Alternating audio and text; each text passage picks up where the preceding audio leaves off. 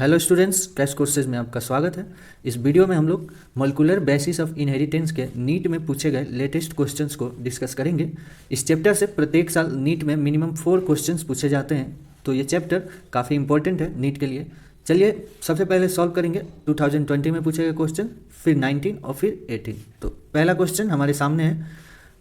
चलिए, विच of the following statement is correct? इनमें से कौन सा स्टेटमेंट करेक्ट है? First statement is adenine pair with thymine through 2 H bonds, adenine pair with thymine through 1 H bonds, adenine pair with thymine through 3 H bonds और adenine does not pair with thymine।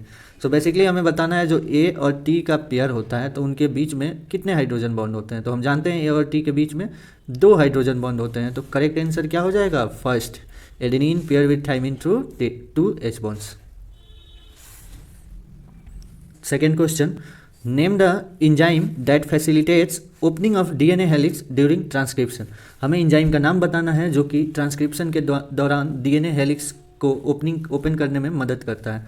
First, DNA लाइकेज या फिर DNA helicase या DNA polymerase या फिर RNA polymerase. तो इसका सही जवाब होगा RNA polymerase. RNA polymerase facilitate करता है opening of DNA helix during transcription. अब तीसरा क्वेश्चन देखेंगे। Now the third question is, if the distance between two consecutive base pair is 0.34 nanometer and the total number of base pair of DNA double helix in a typical mammalian cell is 6.6 into 10 raised to power 9 base pair, then the length of DNA is approximately। So students, हमें दे रखा है दो लगातार base pair के बीच का distance 0.34 nanometre और total number of base pair दे रखा है 6.6 into 10 raise to power 9 base pair. तो हमें डीएनए का लेंथ बताना है। तो डीएनए का लेंथ क्या हो जाएगा? पहले distance between two base pair 0.34 nanometer, मतलब 10 raise to power -9 metre. Okay, और कितने बेस पेयर हैं? 6.6 into 10 raise to power 9। Okay, 10 raise to power 9। So 10 raise to power -9 से 9 कट जाएगा, 10 raise to power 9। So simple हमें multiply करना है 0.34 multiply by 6.6, तो हमारा जो आंसर आएगा वो आएगा अप्रॉक्स 2.2 मीटर्स। ओके, तो correct option is C, length of DNA is approximately 2.2 metres. में पूछा गया चौथा question, the first phase of translation is. So translation का फर्स्ट फेज क्या होता है? Binding of mRNA to ribosome, recognition of DNA molecule, amino acylation of tRNA या फिर रिकॉग्निशन ऑफ एन एंटीकोडॉन। तो इसका करेक्ट आंसर होगा एमाइनो एसिलेशंस ऑफ टीआरएनए, जिसे हम कहते हैं चार्जिंग ऑफ टीआरएनए। स्टूडेंट्स, आपके दिमाग में क्वेश्चन आता होगा कि एमाइनो एसिलेशन ऑफ टीआरएनए क्या होता है। तो बेसिकली क्या होता है कि अमीनो एसिड को एक्टिवेट किया जाता है एटीपी के प्रेजेंस में और उसको लिंक किया जाता है इसके कॉग्नेट टीआरएनए से, और इसे ही हम कहते हैं एमिनो एसिलेशन ऑफ टीआरएनए या फिर चार्जिंग ऑफ टीआरएनए। नीट 2019 में पूछे गए क्वेश्चंस को। तो पहला क्वेश्चन है, purines found both in DNA and RNA are. जो प्यूरिन डीएनए और आरएनए में पाए जाते हैं वो कौन कौन होते हैं? साइटोसिन एंड थाइमिन या फिर एडेनिन एंड थाइमिन या फिर एडेनिन एंड गुआनिन या फिर guanine and cytosine. So students, इसको याद रखने के लिए एक सिंपल ट्रिक है प्यूरिन्स को याद रखने के लिए कि आपको आग ठीक है, एजी आग क्या करना है? पूरी लगानी है। ओके, आग पूरी लगानी है। तो आग से क्या हो गया? ए से हो गया एडेनिन और जी से हो गया गुआनिन और पूरी से हो गया प्यूरिन। ओके, तो प्यूरिन कौन कौन होते हैं? Adenine and guanine. तो करेक्ट ऑप्शन हो जाएगा C, adenine and guanine. Second question is, what will be the sequence of mRNA produced by the following stage of DNA. So students, हमें दे रखा है डीएनए और हमें mRNA का सीक्वेंस बताना है। हमें दे रखा है template strand 3'5' and 5'3' coding strand. तो हम जानते हैं कि जो mRNA का सीक्वेंस होता है, ध्यान से सुनिएगा, जो mRNA का सीक्वेंस होता है वो तो टेम्पलेट स्ट्रैंड के कम्प्लीमेंट्री होता है, जबकि कोडिंग स्ट्रैंड के बिल्कुल सिमिलर होता है। सिर्फ करना क्या है आपको कि जो mRNA का सीक्वेंस होगा वो कोडिंग स्ट्रैंड के जैसा ही होगा, बस आपको कोडिंग स्ट्रैंड में जो T है उसको रिप्लेस कर देना है U से। ठीक है, क्योंकि आरएनए में प्रेजेंट होता है यूरेसिल जबकि डीएनए में होता है थाइमिन। तो आप रिप्लेस कर दें, 5'3' सेम ही रहेगा और यहाँ TAC है तो क्या हो जाएगा? TAC है तो UAC। तो पहले देख ले 5' किस में है? 5' इसमें और इसमें। अब TAC का क्या हो गया था यहाँ पे, UAC, T को U से रिप्लेस करेंगे तो UAC, तो UAC इसमें है, इसमें UAC नहीं है, तो करेक्ट ऑप्शन क्या हो जाएगा, B। आप देख सकते हैं, मैच कर सकते हैं, यहाँ एक यहाँ T को U से रिप्लेस करिए, एक ये T है इसको U से रिप्लेस कर दीजिए, एक ये T है इसको U से रिप्लेस करिए, और एक ये T को U से रिप्लेस करिए और आंसर मैच करिए, तो करेक्ट ऑप्शन आएगा B। नेक्स्ट क्वेश्चन पे चलेंगे, 2019 में पूछा गया next question, match the flowing RNA polymerase with their transcribe product. So students, column A में दे रखा है हमें RNA पॉलीमरेज और कॉलम बी में दे रखा है उनके ट्रांसक्राइब प्रोडक्ट। तो RNA पॉलीमरेज फर्स्ट क्या ट्रांसक्राइब करता है, मैच करें, RNA polymerase first transcribe rRNA, okay.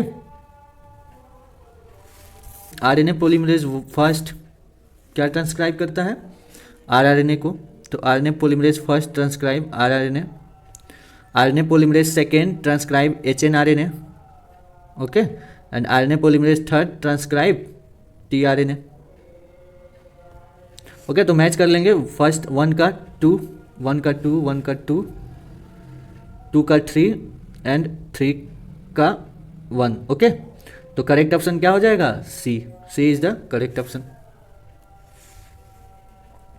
सो स्टूडेंट्स, 2019 में पूछा गया next question, the question is under which of the following condition there will be no change in the reading frame of the following mRNA।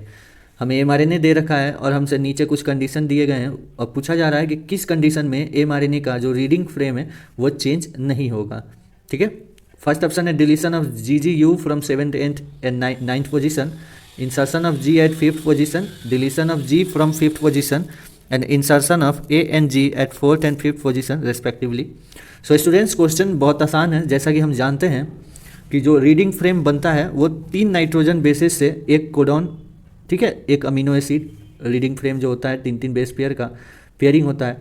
तो या तो हम 3 या 3 के multiple में, ठीक है, 3 या 3 के मल्टीपल में हम नाइट्रोजन बेसिस को रिमूव करें या फिर इंसर्ट करें तो रीडिंग फ्रेम पे कोई असर नहीं पड़ेगा। तो ऑप्शन में आप देख सकते हैं बस एक ही ऑप्शन है जहां हम 3 बेसिस को, 3 नाइट्रोजन बेसिस को डिलीट कर रहे हैं, रिमूव कर रहे हैं, ठीक है, तो रीडिंग फ्रेम में कोई चेंजिंग नहीं आएगा। तो first option is correct, deletion of GGU from 7th 8th and 9th position. So GGU जब डिलीट करेंगे तो जो पहले रीडिंग फ्रेम था 3 का वो सेम ही रहेगा, ओके।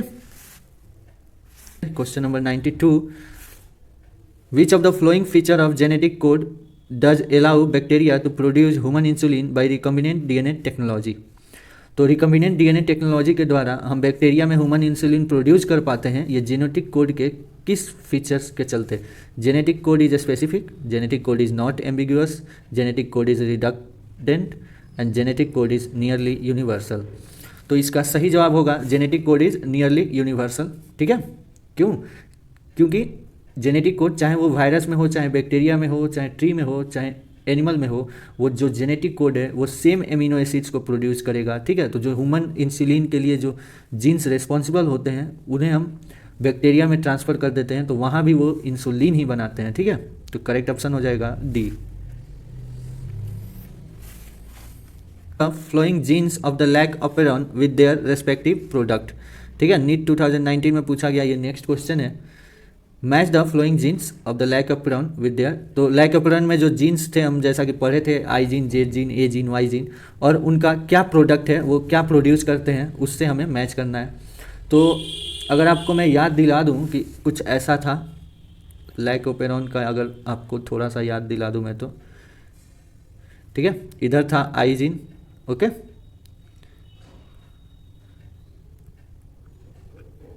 इधर था Z gene, Y gene and A gene, okay.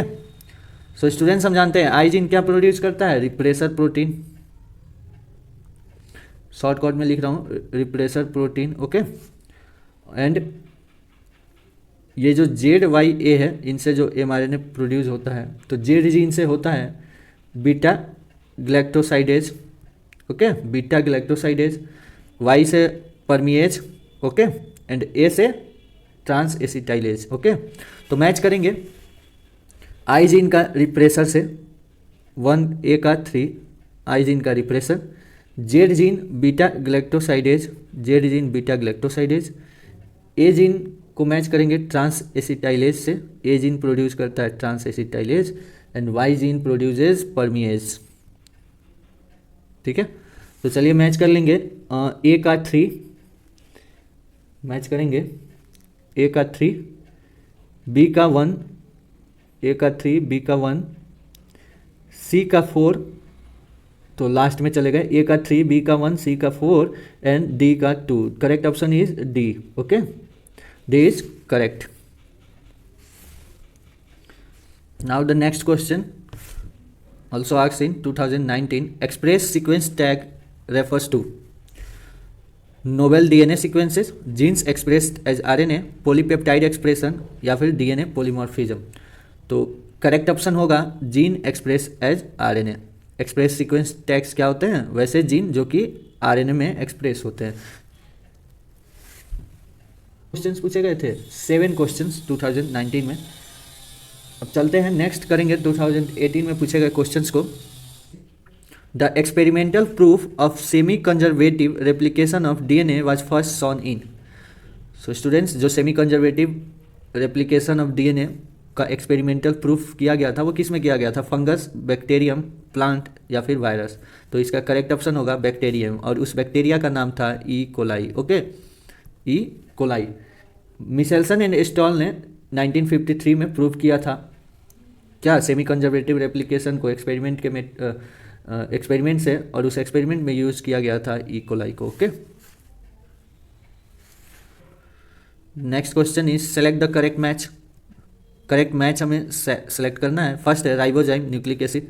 क्या करेक्ट है? जी हाँ, करेक्ट है। राइबोजाइम क्या होता है? राइबो न्यूक्लिक एसिड होता है, तो करेक्ट है। सेकेंड है F2 cross recessive parent dihybrid cross. ये रॉन्ग है। क्यों? क्योंकि ये है टेस्ट क्रॉस। ओके, F2 का जब क्रॉस कराते हैं रिसेसिव पेरेंट से तो उसे कहा जाता है टेस्ट क्रॉस।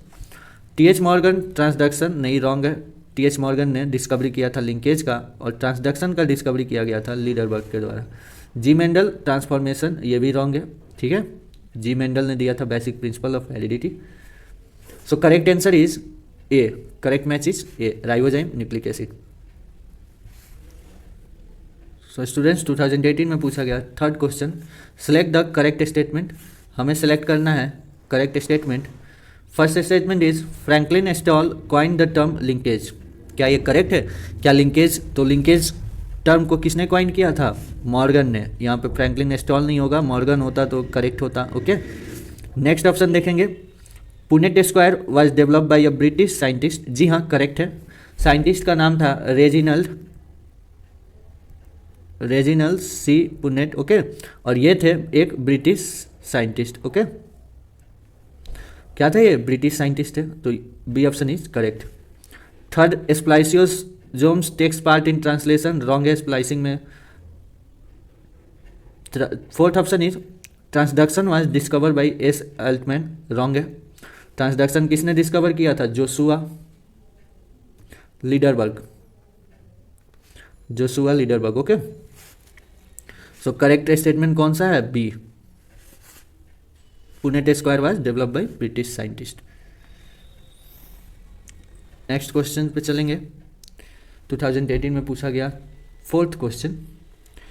हमें सीक्वेंस दे रखा है basically, and this sequence is a sequence from the coding strand of a gene. What will be the corresponding sequence of transcribed mRNA। हमें ये कोडिंग स्ट्रैंड का सीक्वेंस दे रखा है और हमसे पूछ रहा है ट्रांसक्राइब्ड mRNA का। तो मैंने बताया था कि mRNA का, ट्रांसक्राइब्ड mRNA का जो सीक्वेंस होता है वो same to same coding strand के जैसा ही होता है। बस एक चेंज करना होता है कि हमें T को रिप्लेस करना होता है U से, थाइमीन को रिप्लेस करना होता है यूरासिल से। ठीक है, तो इसमें रिप्लेस करेंगे और अपना आंसर नोट डाउन करेंगे। AGG UAU CGCAU। जी हाँ, करेक्ट है। First option is correct. Okay, पूछा गया last question. The question is many ribosomes may associate with a single mRNA to form multiple copies of polypeptide simultaneously. Such a string of ribosomes are termed as। So students, the question is asking basically कि एक single mRNA है, ठीक है, और to form multiple copies of polypeptide simultaneously बहुत सारे ribosome इससे आके जुड़ जाते हैं। ओके, बहुत सारे राइबोसोम इससे आके जुड़ जाते हैं, ऊपर लार्जर सब यूनिट, नीचे स्मॉलर, तो ये आगे ऐसे ऐसे, ठीक है। तो इसे क्या कहा जाता है, इसे आप जानते होंगे क्या कहा जाता है, पोली राइबोसोम या फिर पोलीजोम। तो आंसर क्या हो जाएगा, A, polysome is correct. Okay, so thank you students. अगर ये वीडियो आपको पसंद आया हो तो लाइक करें, और अगर आपने चैनल को अभी तक सब्सक्राइब नहीं किया है तो प्लीज़ सब्सक्राइब कर लें। मिलते हैं नेक्स्ट वीडियो में।